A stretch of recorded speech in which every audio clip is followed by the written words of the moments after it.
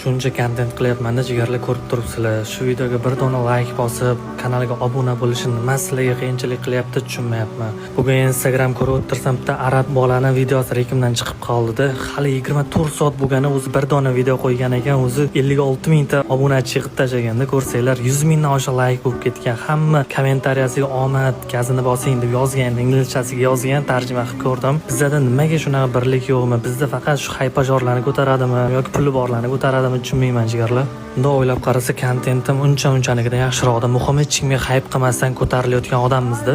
Men umuman tushunmayman-da, bizdagilarni umuman padishga qilishmaydi bor. O'zini kuchi bilan ko'tarilayotgan bolalarni padishga qilishmaydi degan, qayerdagi bir kimgadir hayp qilayotgan bolalarni bor ko'tarishadi.